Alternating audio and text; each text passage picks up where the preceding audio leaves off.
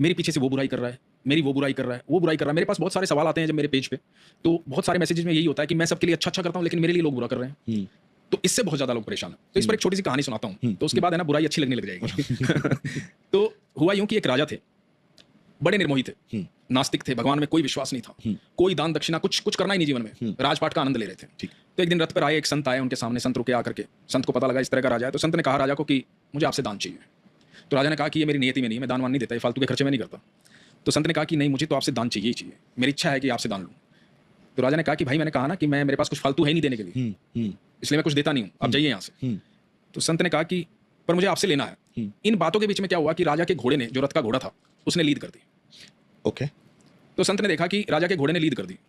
तो संत ने राजा को कहा कि ये तो आपके किसी काम की नहीं है, तो आप यही उठा के दे दीजिए, पर मुझे आपके हाथ से लेना है कुछ ना कुछ।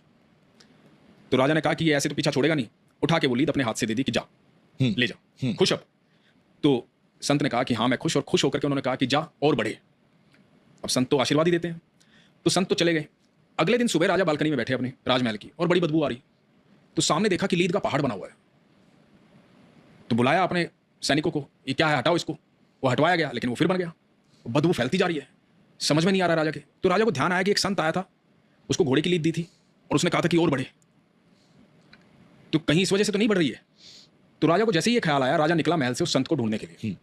ढूंढते ढूंढते संत के पास पहुंचा, जाकर के बोला कि आप कोई साधारण व्यक्ति नहीं है, मुझसे गलती हो गई, मैं माफी चाहता हूँ, मेरे महल के बाहर इस तरह से घोड़े की लीद का पहाड़ बन गया, मुझे क्षमा करें।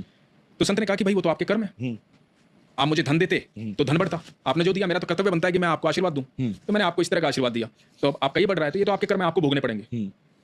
तो राजा ने बड़ी रिक्वेस्ट की, राजा ने माफी मांगी, राजा ने कहा कि महाराज मुझे क्षमा करें, मुझसे गलती हो गई, अब मेरे अंदर वो सुधार आ जाएगा, आप निश्चिंत रहें, मतलब मैं बदल गया हूँ, मैं समझ गया हूँ आपके संदेश को, तो कुछ तो निवारण होगा इसका। तो संत ने कहा कि हाँ निवारण है, लेकिन मुझसे कोई प्रश्न नहीं पूछेगा जब तक निवारण ना हो जाए। ओके। तो राजा ने कहा कि ठीक है, नहीं पूछूंगा। तो संत ने कहा कि जा अपनी प्रजा में कुछ ऐसा फैला दे कि लोग तेरी बुराई करने लग जाए। अब राजा वापस आया, राजा ने बातें ऐसी फैलवा दी कि सब जगह राजा की बुराई हो रही है, सारी प्रजा राजा की बुराई कर रही है। इधर जब सुबह बालकनी में देखा तो पहाड़ जो है वो साफ हो चुका है, साफ हो चुका है। अब राजा को लगा कि हाँ ये तो पहले जैसा हो गया है, वही सुगंध आ रही जैसे पहले आती थी, कोई दुर्गंध नहीं आ रही। राजा फिर गया संत के पास, संत के पास जाकर के बोला कि महाराज पहाड़ तो साफ हो गया, सब कुछ ठीक हो गया है, निवारण हो गया है, अब मैं प्रश्न पूछ सकता हूँ? तो संत ने कहा कि हाँ पूछो। बोला कि महाराज ये हुआ कैसे? तो संत ने कहा कि जब लोग तुम्हारी बुराई कर रहे थे ना, तो तुम्हारे प्रारब्ध को काट रहे थे, तुम्हारे बुरे कर्मों के हिस्सेदार बन रहे थे, तो तुम्हारे सारे प्रारब्ध उन लोगों ने खत्म कर दिए, इसलिए ऐसा संभव हुआ।